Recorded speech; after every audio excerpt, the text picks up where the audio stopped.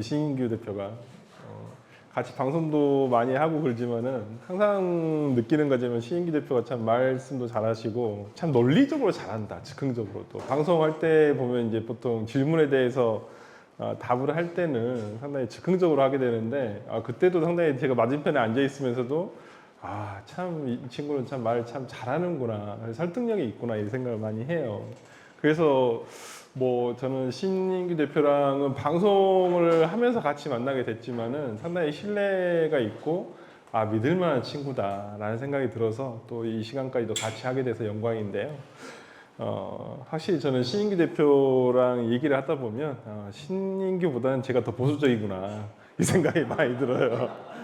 왜 제가 국민의힘에 있지? 나는 왜 민주당에 있지? 이 생각을 좀 드는데 확실히 저보다는 진보적인 것 같아요. 저는 방금 얘기해 준 거에 대해서도 제가 이제 약간 조금씩 얘기하면서도 제 생각도 밝히겠지만은 저는 한번 그 전주에 왔으니까 한번 호남 정치가 어디로 가야 되나 이런 생각도 해봤습니다. 거기에 우리 정바세가 해야 할 것들은 또 어떤 방향을 잡아서 가야 되나, 현실 정치적인 부분에서 한번 생각을 요즘 하고 있는 부분도 많고, 그래서 한번 같이 생각을 공유해 볼 수 있는 시간을 가졌으면 좋겠고, 저는 신 대표보다는 말을 그렇게 잘하는 편도 아니라서 빨리 끝내도록 하겠습니다. 저도 되게 이런 부분에 저출산이라든지 고령화라든지 인구 집중에 대해서도 상당히 좀 관심이 많아요. 그리고 제가 원래는 전남 여수 순천에서 활동을 했었어요. 그러다가 제가 이제 저는 지난 대선 때부터 이제 여의도에 가서 활동을 하면서 지금은 아예 이제 사무실이나 주거지도 전부 다 이제 수도권으로 가서 있는데, 그래서 실제 제가 여수 순천이라든지 전남 동부권에서 어떤 인구 감소가 되는 부분이라든지 이런 거에 몸소 느낀 바가 많아요. 그래서 저는 지방 소멸이 굉장히 중요하다고 생각하거든요. 실제 이게 수도권에 있으면 잘 몰라요. 저도 와보니까 알겠어요. 수도권에 사람이 너무 많아. 넘쳐요, 지금은. 그러니까 지금 전체 인구의 52% 정도가 수도권에 있고, 경기도를 비롯한 서울과 경기도에 다 있고, 오히려 이게 더 심화됐으면 심화됐지, 이게 더 완화될 것 같지는 않아요. 심지어 정말 지방 소멸이라든지 청년 인구 유출에 대해서 딱 키워드로 네이버에 쳐보잖아요. 여기가 수도권 빼놓고는 다 있어요. 부산도 그래요. 심지어 부산, 대구도 인구 소멸, 청년 인구가 유출된다. 광주도 마찬가지고요. 거기 굉장히 그러니까 수도권을 서울과 경기도를 제외한 모든 지역에서 지금 겪고 있는 공통적인 현상이에요. 실제적으로는. 그래서 이걸 어떻게 할 것인가에 대한 고민을 진짜 많이 해봐요. 그러니까 이번에 이준석 대표가 순천하고 진주를 왔다 갔다 하면서 저도 이제 지역에서 했던 방송들을 좀 이준석 대표가 했던 것들을 많이 보고 유튜브로도 많이 보고 하는데, 본인도 제가 봤을 때는 과거에는 지방 소멸에 대해서 얘기한 적이 별로 없었어요. 근데 순천이라는 중소도시에 와서 본인이 몇 개월 동안 생활을 해보면서 아마 많은 얘기를 들었던 걸로 보여요. 그래서 지방 소멸에 대해서도 얘기를 하시더라고요. 그래서 저는 개인적으로 이준석 대표가 뭐 정당은 다르지만 또 추구하는 바가 아예 같지는 않지만은 저는 이준석 대표의 최근의 행보라든지 그런 부분에 대해서 상당히 좀 공감하는 바가 많아요. 저도. 예. 그리고 뭐 나중에 기회가 되면 뭐 같이 또 정치를 할 수 있으면 같이 정치를 해도 좋겠다 생각도 해봅니다. 그래서 한번 이게 어디로 여기로 넘어야 되나? 그래서 이것도 뭐 아까 보니까 좋은 말씀 많이 있더라고요. 제가 이걸 쭉 한번 봤어요. 먼저 주식이랑 포맷을 봤는데 신인규 대표가 상당히 이런 생각을 가지고 있구나. 그래서 저도 이제 뭐 이런 텍스트에 한번 제 생각도 한번 얹어보자. 그래서 한번 생각을 해봤는데, 그러니까 지방 소멸이라는 게 저는 되게 관심이 많아요. 저는 아까 정치를 왜 하냐, 뭐 이제 이런 아까 신 대표 같은 경우에는 뭐 정치를 바꾸고 이런 것도 있지만은 저는 현실적으로 지역의 어떤 지방 소멸이라든지 지방 소멸에 따른 정치가 어떻게 바뀌어야 되나라는 부분도 상당히 고민을 많이 해요. 이게 지방의 인구가 줄어버리니까 국회의원은, 왜냐면 우리나라 같은 경우는 어차피 인구 지금 비례제로 돼 있잖아요. 인구가 뭐 13만부터 28만까지 지역구로 하나로 하게끔 돼 있는데, 문제는 뭐냐면 이게 그러니까 획일적인 기준이다 보니까 국회의원이 커버해야 될 지역은 계속 넓어져가요. 지방에. 그다음에 수도권은 계속 좁아져가고, 지금 당장 내년에 선거가 있을 때 아직 선거구 획정이 아직 안 이루어지는데 보통 한 달 전에 하잖아요. 원래는 1년 전에 해야 되는데 지금 수도권에서 가장 일단 최소 3개가 필요해요. 가장 지금 후보지가 평택, 하남시, 그다음 화성시. 여기는 무조건 하나가 생겨야 돼요. 지금 인구가 너무 포화 상태라서. 그럼 지방에서 3개를 빼와야 돼요. 우리나라가 지역구를 늘리지 않은 이상은. 그러면 전남에서 하나, 경북에서 전남에서 하나 빼면 경북에서도 하나 빼야 돼요. 그냥 각자 유리한 거에서 하나 빼야 되니까. 그리고 넣을 때도 마찬가지예요. 수도권에도 각 당에서 유리한 곳에 하나씩 집어넣거든요. 협의를 해가지고. 그렇기 때문에 지금 저는 그러면 지방이 이렇게 인구는 계속 줄어요. 특히 경북하고 전남 동부권에 뭐 예를 들어서 경북 같은 경우는 봉화, 어디지? 봉화 옆에 거기 되게 영천인가? 영천은 경북 영천인데 저 밑인데 경산 밑인데. 예, 그쪽이 지금 인구 소멸의 1순위거든요. 지금 전남 같은 경우에는 고흥. 뭐 근데 비단 전주 같은 경우 전북만 해도 장수, 무진장이라고 하죠. 거기도 인구가 너무 많이 줄어 있죠. 그렇기 때문에 지금 이런 부분에 대해서 어떻게 고민을 해봐야 되는 부분인데 이게 선거구 획정이 우리가 아까 제가 말씀드린 대로 한 달 전에 이루어진다 했잖아요. 그만큼 국회의원들이 관심이 없어요. 솔직히 말씀드리면. 이거에 대해서 그냥 후다닥 해가지고 하면 우리가 내년 4월이 선거면 거의 3월 달, 2월 말 정도에 아마 선거구 획정이 전 될 것 같아요. 제 생각에는. 그때도 아마 그냥 후다닥 할 것 같다는 느낌이 드는데 이래서 안 바뀌는 거예요. 4년에 한 번씩 꼭 그때만 바꾸거든요. 원래는 1년 전에 바꿔야 한다고 법으로 정해져 있는데 그러니까 김진표 국회의장이 올해 뭐 상반기에는 어떻게든 선거구도 바꿔보고 뭐 해보겠다고 본인이 깃발 들고 뛰었지만은 뒤에서 같이 뛰어주는 선수가 각 당에 아무도 없었다는 거예요. 제가 얼마 전에도 국회에서 열렸던 뭐 국민의힘하고 민주당의 또 현역 의원들, 정의당도 오셨는데 그 선거구 개편에 대한 얘기를 해봤지만은 그냥 각 당이 평행사만 달리더라고요. 별로 관심이 없다는 거예요. 지금 뭐 뉴스 보셔서 여기 오신 분들은 그래도 정치 고관여층이시니까 뭐 요즘 뉴스 보셔서 알겠지만은 뭐 선거구 획정이라든지 선거구 개편에 대한 얘기 안 나오잖아요. 실제 각 당에 대한 어떤 기득권 싸움이라든지 뭐 내년 총선이 이겨야 되는데 아니면 뭐 민주당 같은 경우 이재명 대표 지금 어떻게 되나 뭐 국민의힘 같은 경우는 뉴스가 없어요. 그냥 입 닥치고 그냥 조용히 영상만 바라보고 있기 때문에 정말 보고 있으면 뭐 장해찬 최고나 뭐 가끔 뭐 조금 말 험하게 하는 이철규 사무총장이나 이런 사람들밖에 뉴스가 안 나더라고요. 그래서 정말 그 말 많은 조수진 의원조차도 아닥하게 만드느냐 국민의힘은 참 대단하다 이런 생각도 드는데 그게 지금 국민의힘 같은 경우는 정상적인 정당은 아니다. 저는 그렇게 생각이 들어요. 어떤 당내 비판이라든지 말 자체를 못하게 하기 때문에 그건 민주정당이라고 볼 수는 없고 지금의 국회의원들, 국민의힘 국회의원들이 또 원래 그런 사람들이냐? 저는 그렇게 보진 않아요. 그러니까 내년 공천이 그냥 달려 있으니까 그냥 조용하게 나 공천 받아야 되니까 어차피 갈릴 건데 좀 그런 면에서 지금 좀 비겁하게 저는 보내고 있다 생각하고 민주당도 뭐 비판할 거 많죠. 저도 당에 대해서 지금 뭐 하고 싶은 말은 많은데 말하면 수박이라고 하더라고요. 난 수박 아닌데. 그렇다고 제가 이낙연 대표를 좋아하거나 지지하지도 않는데 더 비판하는데 하여튼 그러고 있습니다. 그래서 아까 정치 개혁에 대해서 얘기를 들어봤고 저는 신인기 대표의 이러한 문제 의식이 상당히 중요하다라는 생각이 들어요.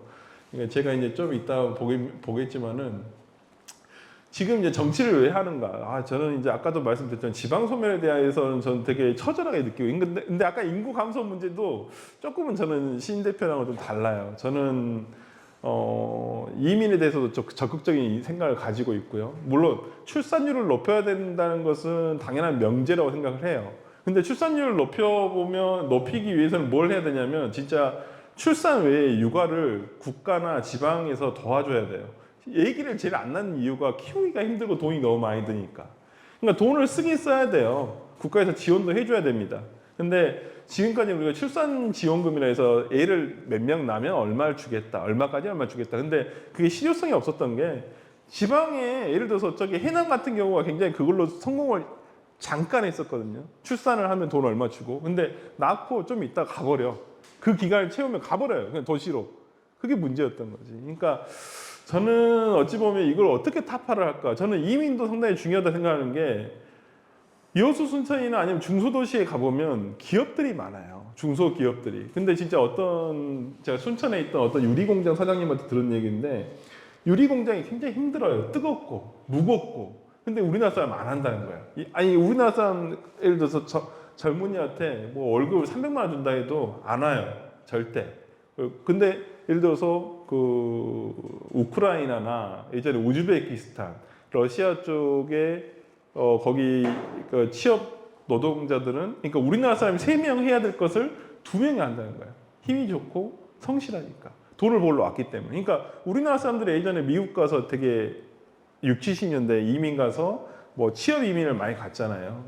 전 비슷한 거라고 봐요. 그렇기 때문에 한국도 이제는 다문화 사회를 정말 뭐 이미 다문화 사회지만은 다문화 사회를 정말 본격적으로 준비를 해야 된다는 저는 그런 취지는 저는 그런 생각을 좀 가지고 있어요. 실제적으로 지금 현실적으로 지역의 지방에 있는 중소기업들이 사람이 없어요. 일할 사람이. 그 심각한 문제. 전 전북도 마찬가지로 생각을 해요. 그렇기 때문에 이민을 적극적으로 도입을 하되 이제 거기에 따른 부작용이 당연히 있습니다. 당연히 있고 그렇기 때문에 그런 부분을 어떻게 제도적으로 보완을 해갈 것인가에 대한 고민도 해봐야 된다. 그래서 저는 뭐 우리가 근데 저도 아직은 잘 모르겠어요. 그러니까 예를 들어서 동남아 사람들에 대한 은근한 차별 의식 이런 걸 내 스스로도 얼마만큼 벗어 던질 수 있을 것인가에 대한 것도 자신할 수는 없지만은 그렇게 가야 된다는 거에 대해서는 저는 그렇게 생각을 하거든요. 그래서 아까 신 대표 얘기 들으면서도 이런 부분은 좀 나랑 좀 다르구나 이런 생각도 좀 들었습니다. 그게 또 생각이 다르기 때문에 또 여러 가지 또 이 고민거리도 더 많아지고 같이 또 브레인스토밍도 해볼 수 있는 것이 아닌가라는 생각이 들고요. 그래서 민주당과 국민의힘 양당 체제에 대해서 어떻게 볼 것인가 지금 이제 극렬하게 나눠져 있다는 걸 아까 우리 신 대표가 잘 설명을 해줬고요. 그러면 일부러 좀 모자이크를 했습니다. 네, 지금 미국에 계신 분인데, 네. 그러니까 지금 최근 어떤 제가 이건 뉴스트레이트인가 하여튼 뭐 최근 제가 보다가 이제 가져온 건데 거의 대동소이해요. 모든 여론조사에서 대통령 지지율이 33%에서 뭐 38% 왔다 갔다 하고 그렇기 때문에 저는 큰 의미는 없다고 봐요. 근데 이게 전략인 것 같아요. 윤 대통령이나 아니면 국민의힘에서의 내년 총선 전략은 일단 지지층 결집으로 내년 총선을 돌파해 보겠다. 그러니까 어떤 엄경영 씨인가? 그분은 35%면 충분하다. 이길 수 있다. 국민의힘이. 이렇게 평가를 하시더라고요. 뭐 그게 틀린 말은 아닐 수도 있다고 봐요. 그러려면 총선에 대한 투표율은 보통 60% 언저리 왔다 갔다 하거든요. 근데 각 당의 지금 적극적인 지지층은 각각 30, 30이에요. 그러면 그 사람들이 다 나온다는 얘기예요. 거기서 누가 더 많이 나오게끔 하느냐가 문제거든요. 그러니까 그 문제인데 그러면 대통령 선거 때와는 다르게 총선 때는 중도층에 대한 소구가 없어요. 각 당이. 그러니까 예를 들어서 중도에 대한 지금 중도층이 굉장히 많이 늘어나 있거든요. 실제로는. 근데 중도층에 대해서 얘기만 하지 실제적인 행동은 민주당도 마찬가지고 지금 국민의힘도 마찬가지고 각자의 지지층만 지금 결집을 하는 형상으로 가고 있거든요. 그러니까 중도층에 대해서는 그냥 안심만 시켜놓는 거예요. 너희는 나오지 마. 너희는 투표하러 나오면 안 돼. 이렇게만 하고 있는 거예요. 나오지 않을 거 아니까. 그래서 이제 지금 보면 최근에 정당 지지율을 보면 이 국민의힘이 34%, 그 다음에 민주당이 23%예요. 그 다음에 정의당이 한 3.2% 정도 되고. 지금 그러면 각 당에서 지금 어찌 보면, 지금 그러니까 무당층이 한 23%보다는 민주당보다는 많아요. 한 28% 정도가 돼요. 지금 실제적으로는 무당층이. 그러니까 이게 지금 어느 당도 양 당도 싫다. 근데 여기에 대해서 지지 정당 없으면 이렇게 되니까요. 근데 보면 문제가 뭐냐면 그러면 이 중도층을 대신할 수 있는 정당이 누가 있을 것인가? 저는 정바세가 거기에 도전을 해요. 그 영역에 도전을 해봐야 된다 생각을 해요. 그러니까 저는 그렇게 생각하고 그 참 제가 신 대표랑 한 이런 얘기를 시작한 건 한 3, 4개월 전에 한번 우리 여의도에서 만나서 뭐 한번 식사하면서 얘기를 한번 했었었는데 지금 각 당에 대한 실망감을 특히나 민주당 같은 경우에도 뭐 저도 마찬가지지만은 이재명 대표 체제에 대해서 상당히 실망감이 늘어나 있는 당원들도 많고 과연 이재명 대표를 중심으로 해서 내년 총선을 잘 치를 수 있을 것인가 그것도 답이 될 수도 있겠지만 어느 정답은 없으니까 정치에 근데 거기에 우려를 표하는 당원들도 굉장히 많다는 것이죠. 그렇기 때문에 지금 어느 정도 늘어나 있는 중도층을 누가 가져올 수 있을 것인가 누가 현실적인 정치 세력을 만들 수 있을 것인가에 대한 고민을 해봐야 되는데 한번 볼게요. 그러면 내년에 견제론과 어떤 유지로 그 안정론이 있단 말이에요. 지금 최근 조사에서는 거의 비슷비슷하게 지금 있는데 어떤 이슈에 따라서는 정부 여당을 지원하자는 게 이렇게 47% 나오는 경우도 있고요. 그 다음에 뭐 지금 견제론과 안정론을 지금 보면 거의 붙어 있다고 저는 보입니다. 근데 보시면 그 이제 그러면 여기 이 호남 지역을 한번 한정해가지고 한번 볼게요. 원래 호남은 민주당이 득세인 지역이고 특히나 지난 보궐선거에서 재보궐선거에서 진보당 그 전주을에서 이제 진보당 후보가 되긴 됐지만은 민주당에서 아예 후보를 내지를 않았었고요. 이상직 의원이라는 참 부끄러운 우리 의원이 한 분 계셔가지고 그랬던 것이라서 저는 거기에 대해서는 뭐 얘기하고 싶지는 않은데 하여튼 뭐 잘못한 건 잘못한 거니까요. 그래서 강승희 의원이 저는 강승희 의원 맞죠? 전주을에 저는 그렇게 알고 있는데 그분이 생각보다 되시기 전에는 진보당 의원으로서 뭔가 활약을 해주실 줄 알았는데 되시고 나서는 생각보다는 활약이 그렇게 크지는 않은 것 같아가지고 좀 아쉬움이 있어요. 근데 보면 이게 제가 전주 걸 한번 뽑아보려 했는데 전주는 여론조사가 잘 없더라고요. 보니까 전주 지역만을 대상으로 해서 전북 지역 그래서 광주 KBC 방송 광주 방송의 그 호남 여론조사를 한번 가져와 봤는데 저는 전주도 마찬가지로 생각을 해요. 광주도 현직 국회의원의 교체율이 굉장히 높다. 이건 뭐 광주뿐만 아니라 대구도 마찬가지더라고요. 대구도 마찬가지고 전주도 저는 마찬가지로 생각해요. 지금 전주 국회의원이 몇 분이 계시죠? 5분 계시지 않나요? 4분이신가요? 3분이신가요? 아 전주가 가불병이구나. 그러니까 근데 생각나는 의원이 뭐 김윤덕 의원님 하고 그 다음에 이번에 뽑히신 분하고 강승희 의원하고 한 분이 안 누군가요? 그러니까 연금 이사장 김성주 의원님 맞아요. 그러니까 참 뭐 이렇게 잘 기억이 안 날 정도이더라고요 보니까. 아니 저는 다른 지역도 마찬가지예요. 광주도 마찬가지예요. 저 잘 몰라요 진짜. 그래서 이 어떤 최근 리포트를 보면 이게 이제 8월 12일 날 그 뉴스 리포트 중에 화면 중에 하나인데 대선과 다른 정당을 선택하겠다는 게 호남의 총선 분위기가 있다는 거예요. 특히나 보면 대선 때는 민주당을 많이 지지하고 그랬지만은 이제는 다른 정당을 뽑을 수도 있다는 것이 이망 30% 이상이 됐다는 거예요. 30% 이상. 30% 이상. 특히 광주 전라에서. 그러니까 과거에 민주당이 광주 전남 호남에서 득표율이 거의 한 70% 이상 됐어요. 최소한 65% 이상. 근데 그때보다는 훨씬 적어요. 어떤 여론조사를 보면 민주당에 대한 여론이 지지가 50%가 안 되는 경우도 많아요. 그러면 그 사람들이 다 이제는 지지하지 이탈하신 분들이 어디로 갔냐? 그렇다고 국민의힘을 지지하냐? 또 그러지는 못해요. 근데 그게 국민의힘의 잘못이 그건 국민의힘의 잘못이지. 인물을 제시를 못하는 거예요. 어떠한 예를 들어서 천안함 같은 후보, 저는 제가 민주당이지만은 순천에서 천안함 위원장이 저는 당선됐으면 좋겠어요. 그런 사람이 지역에 돼야 된다. 실제로 우리 당에서 뭐 어떤 분은 거기 순천에 출마 준비하고 계신 분은 상당히 좀 서운해도 하던데 저는 천하람 응원하거든요. 실제적으로. 저는 뭐 나중에 필요하면 내가 지지 연설을 해주면 그게 득이 될런지는 모르겠지만은 정말 저는 응원해요. 그런 사람이 돼야 된다. 그러니까 지금 순천에서도 그러니까 저는 제가 천안함 위원장이랑도 일주일에 한 번씩 같이 방송을 하지만은 그때도 얘기했던 게 중앙 방송을 좀 줄이고 이제 지역에 스킨십을 해라. 저번에 펜코를 한번 보니까 어떤 분이 순천에 사신 분이라고 글을 올리셨는데 굉장히 현실적으로 조언을 해주셨더라고요. 그러니까 천안함이라는 사람을 순천 사람들이 다 알아요. 이제는 워낙 많이 뉴스에서 보고 듣고 해가지고. 근데 지역에서의 스킨십이 없다 보니까 이 사람이 그냥 순천에서 사는 사람인데 그냥 중앙에서 활동하는구나. 근데 이제 그 뒤로는 천 위원장이 이제 그 중앙의 언론, 그러니까 방송을 많이 그만두고 이제 부정기적으로만 나가고 이제 순천에서 거의 많이 거주하면서 이제 지역에서 스킨십을 많이 늘렸더라고요. 저는 굉장히 바람직하다고 보고 분위기만 괜찮으면 저는 충분히, 그러니까 제가 천안함 위원장한테도 이 대선 전에도 한번 그런 얘기를 했었어요. 너가 될 수 있는 세 가지 조건이 있는데 일단은 너가 여당이 돼야 된다.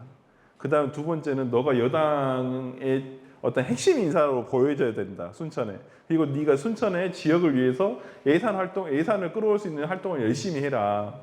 이거 세 가지 한 사람이 누구냐? 이정현 의원이에요. 이정현 의원은 지금도 그래요. 지금도 열심히 하세요. 그 지역에서 상당히 괜찮은 평가를 받고 있어요. 뭐 그때 박근혜 대통령 탄핵 때 장 지지했다 해가지고 그 한마디에 사람이 많이 망가졌지만은, 근데 지금도 이렇게 만나 뵙고 하시는 분들 만나면 되게 열심히 하시거든요. 진짜 그분의 그런 진정성이 저는 지금도 통할 거라 보고 내년에도 저는 이정현 의원 될 것 같아요. 어디서 나오실지 모르겠지만은 될 것 같다는 느낌도 들어요. 근데 호남 지역에서 그렇게 국민의힘에 건전한 세력들이 돼야 된다 이거예요. 그래야 민주당도 되구나 이런 데서 가끔 되잖아요. 김부겸 의원도 되시고 홍일학 의원도 되시고 더 많이 되셔야 된다는 거죠. 그래야 정치가 바뀐다는 거죠. 그러면 민주당의 이제 호남 지지율이 아까도 말씀드렸지만은 과거에 70%를 넘던 호남 지지율이 안 나와요. 전주도 저는 마찬가지일 거라고 생각을 해요. 전북도. 그런 생각이 돼요. 그러면 이러한 것들을 그러면 정바세랑 연결을 시켜봐야 되겠죠. 그러면 정바세가 어떻게 할 것이냐. 근데 최근에 보면 한 가지. 지금 신당이 나왔는데 그 중에 뭐 금태섭 신당, 그 다음에 양양제 신당 있는데 여기 보시면 금태섭이나 양양제 의원은 제3지대 신당을 각각 추진 중이다. 근데 신당이 창달될 경우에 지지할 의향이 있다는 사람이 29%, 그렇지 않다가 60.8%.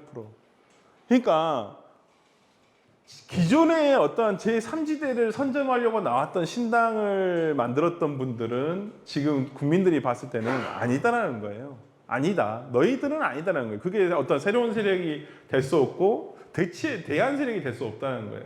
그러면 이걸 정바세는 어떻게 할 것이냐. 저는 신인규 대표랑도 정말 많은 얘기를 해봤지만 저는 신인규 대표가 정바세의 현실적인 객관적인 평가를 하고 있어서 저는 다행이다 생각을 해요.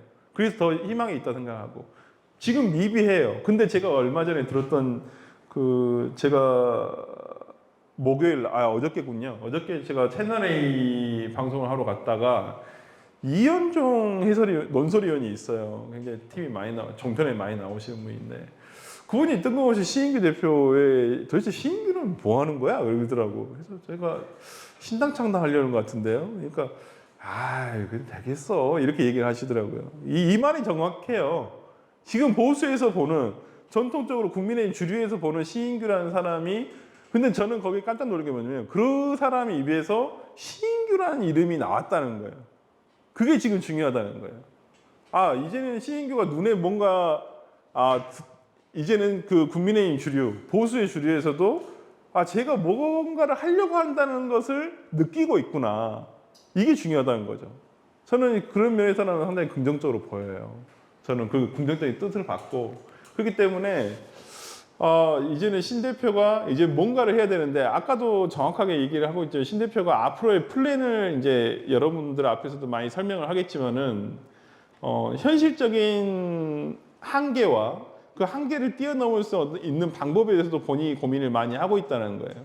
저는 그런 부분에서라면 내년 총선에서도 충분히 신인규 대표의 플랜대로 아니면 뜻대로만 잘 된다면 내년 총선에서도 상당히 돌풍을 일으키지 않을까라는 생각도 들고, 그래야지만 대한민국의 정치가 극단화되지 않고 어떤 중심을 잡아가면서 정치 발전 정말 그 정당 발전, 정치 발전이 되지 않을까라는 생각을 해봐요. 그래서 여러분들이 이제 우리 신인기 대표의 말씀을 많이 들어서 알겠지만은 지금 정당이 극단화돼 있다는 거에 대한 다 동의를 하고 계시고, 그다음에 이 정바세가 가져가야 될 정치적인 포지션을 잘 만들어가는 게 중요하다고 봅니다. 그래서 아까 신 대표가 얘기한 대로 현실적인 조직이 중요하다는 거예요.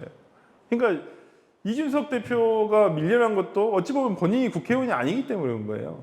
만약에 본인이 국회의원이었어요, 현역 의원이었으면 저런 식으로 밀려나지는 않았어요. 저런 식으로 몰아내듯이 정말 엉덩이 발로 차이듯이 저는 그렇게 되진 않았다고 보이고, 그런 면에서라면 어떤 외형적인 물리적인 어떤 조직을 가지고 있어야 될 필요는 있다라는 생각이 들고, 저는 오히려 지금의 어떤 제3지대를 추구하는 그 여러 세력이 있지만은 지금 신인규 대표가 가장 거기에 현실적인 그리고 정당법상의 조직도 거의 갖춘 거예요. 그러니까 아까 신 대표가 얘기한 대로 정당법 지금 뭐 선관위에 등록만 안 돼 있는 정당이라고 저는 봐도 무방하다고 보이고, 이게 잘 현실 조직화가 되고 유지될 수 있고 강화될 수 있는 이제 포지션을 가져가는 게 제일 중요하다. 거기에 제일 중요한 건 사람이다. 저는 그렇게 보입니다. 그러니까 여러분들도 정치를 하는 말이 저는 그 헛된 말은 아니라고 보여요. 스스로 정치를 하는 게 뭐 거대한 것도 아니고 뭐 돈이 많이 드는 것도 아니고, 그렇기 때문에 관심을 가지고 내가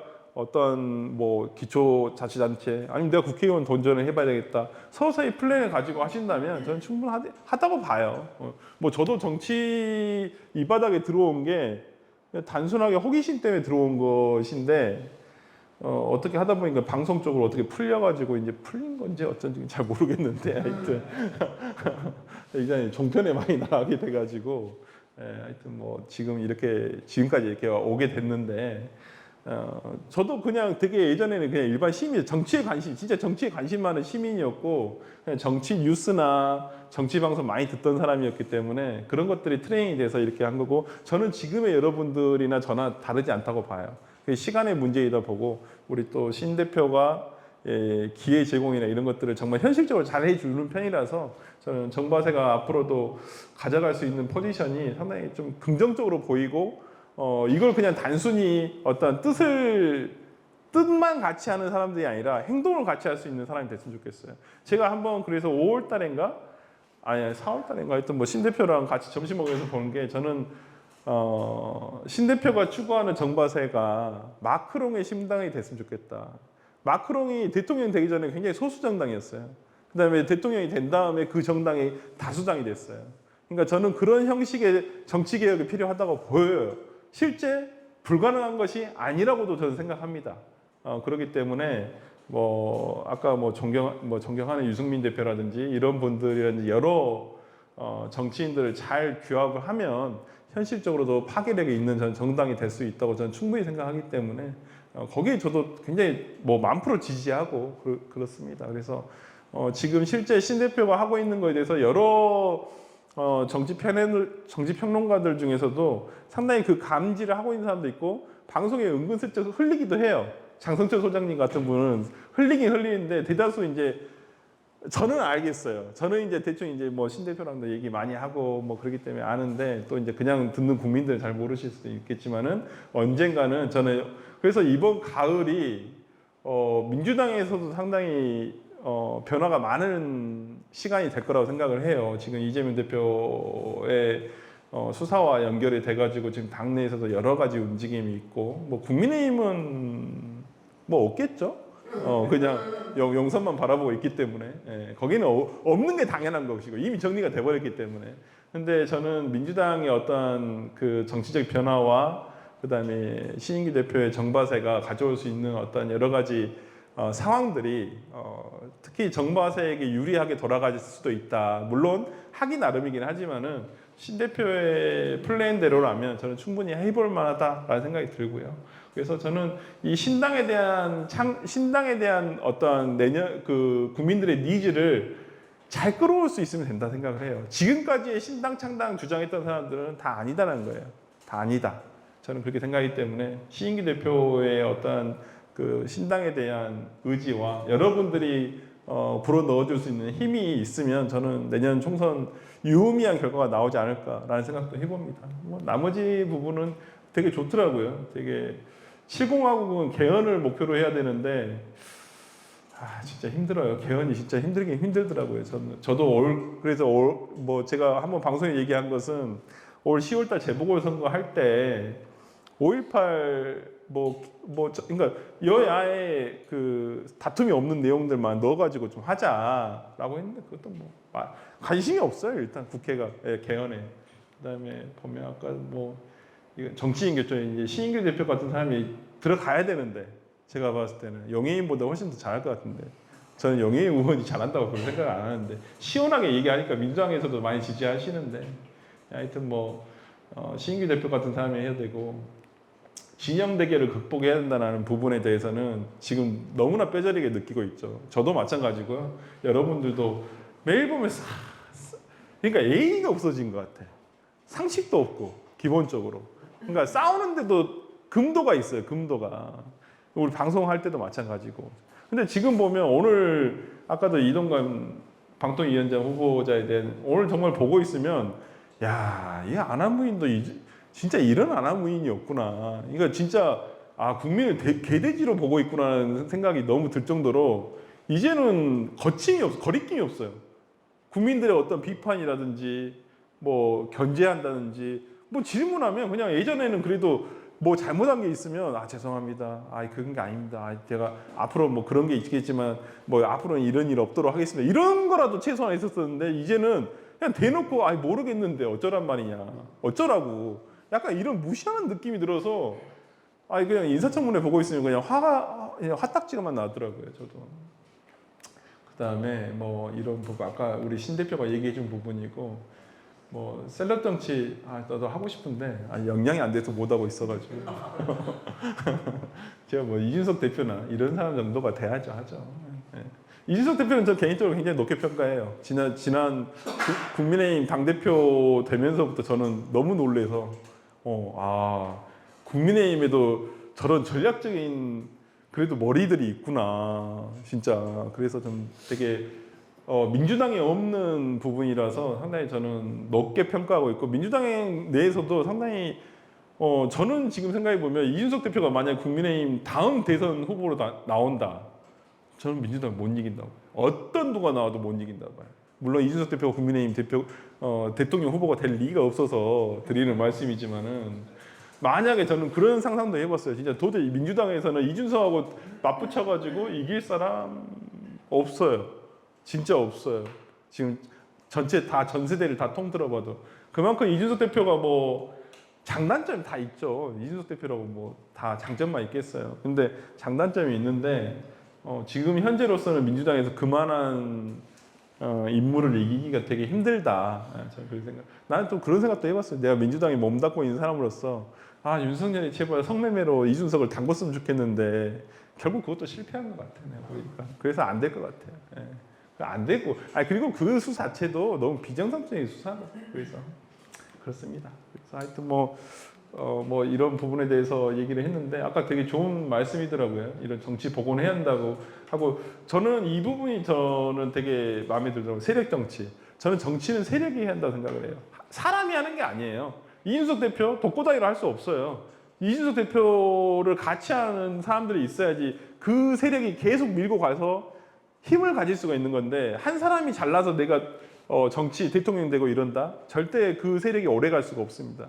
그러니까 윤 대통령도 길을 쓰고 지금 국민의힘을 저렇게 자기 사람으로 채워놓는 것은 자기가 어떻게든 해서가지고 지금 뭐 시류를 타서 됐지만은 자기 세력이 없으면 더 안 된다는 걸 알기 때문에 저러는 거거든요. 그러니까 세력 정치가 돼야 한다는 거예요. 정치를 어떻게 바꿨냐? 아까 좋은 말씀 많이 해주셨고, 저는 이걸 정말 적극적으로 찬성합니다. 상공사공으로 주류 교체가 돼야 됩니다. 이제 민주당도 마찬가지예요. 586, 686인데 이제 거의 686인데 답답해요. 너무 무능하시고, 그러니까 이분들이 예전에 DJ 때 발탁을 해가지고 정치권에 들어오게 되셨는데 30년 꿀 빨았어요. 내가 봤어요. 물론 대학생 때 정말 목숨 내놓고 민주화 운동했다는 것은 저는 뭐 영원히 역사책에 기록할 만큼 저는 대단한 업적이라 생각하지만은 2023년도, 2030년을 향해 달려가는 대한민국에서는 이제는 빠져야 된다. 그리고 지금 민주당에서 광주 전남에서 아니면 전북에서 새롭게 나오려는 후보자들을 보면 다 이런 586 세대의 막내들이에요. 왜냐면 자기 형들이 이제까지 안 시켜주니까 다 밀려가지고 국회의원 한 번도 못 한 거야. 이제라도 나오고 있어. 근데 세대 교체가 아닌데. 그래서 저는 뭐 저도 뭐 연령으로 나누는 건 아니지만은 이제는 어떤 주류가 교체돼야 된다라는 부분에 대해서는 정말 적극적으로 동감을 하고요. 되게 다음에는 밑에다 한글로 이렇게 좀 써주세요. 저같이 영어가 약한 사람도 잘 모르겠더라고요. 그래서 이러한 어떤 모토가 있다는 신 대표의 장점이 그레이나 말에 힘이 있는 게 자기의 기준이 있어서 그런 것 같아요. 그래서 항상 이렇게 즉흥적인 질문이라든지 아니면 본인이 어디 가서 얘기를 해야 되는 부분에 있어서도 항상 이런 기준을 가지고 정립된 기준이 있으니까 저는 그 말이나 글의 힘을 저는 가지고 있다고 보고요. 저는 이런 부분에서 상당히 좀 굉장히 좋은 말씀이었고 동감하는 바가 너무 커요. 그래서 참 신 대표를 조금 더 내가 더 일찍 알았더라면, 더 정말 어렸을 때 알았더라면 참 좋은 정치 메이트가 됐을 수도 있겠다라는 생각이 좀 들고, 저는 어찌 보면 제가 광주가 연고지라서 태어난 것도 자란 것도 광주다 보니까 민주당이 당연히 저는 내가 거기서 정치를 해야 될 곳이다 생각을 했었고 민주당에서 뭐 몸을 담갔지만은 요즘은 뭐 생각도 많이 달라지고 정말 신 대표랑 얘기하면서 내가 어저께도 뭐 시방쇼에서 얘기했지만은 내가 보수였구나. 신 대표가 진보였어. 내가 내가 진보인 줄 알았거든. 근데 진보가 아니더라고 내가 보니까. 그래서 여러 가지 면에서 그래서 그러니까 이제 민주당에도 보면 저보다 더 보수인 분도 많아요. 되게 민주당의 스펙트럼이 엄청 넓어서 진보인 분도 있고, 그다음에 진짜 중도 보수도 있고, 실제 보수인 분도 계시고 그랬기 때문에 저는 뭐 그래서 저는 민주당을 진보 정당이라는 생각을 개인적으로 평가를 안 하거든요. 저는 보수 정당이라는 생각을 해요. 지금 국민의힘은 수 꼴통들이고 내가 봤을 때는 오히려 그래서 좀 건강한 보수가 생겨야 된다. 저는 그렇게 봅니다. 그렇게 보고. 시인규 대표가 지금 하고 있는 운동, 정바세 운동을 적극적으로 지지하고 여러분들이 많이 도움을 주시고 저도 많이 도움 드릴 것이고 힘이 닿는 한 해가지고 좀 좋은 뜻 이뤄가서 내년에 어떤 좋은 결실이 조금이라도 있었으면 좋겠습니다. 하여튼 뭐 저는 여기까지 하고 뭐 나머지 또 시간 동안 더 얘기 나누도록 하겠습니다. 네, 감사합니다.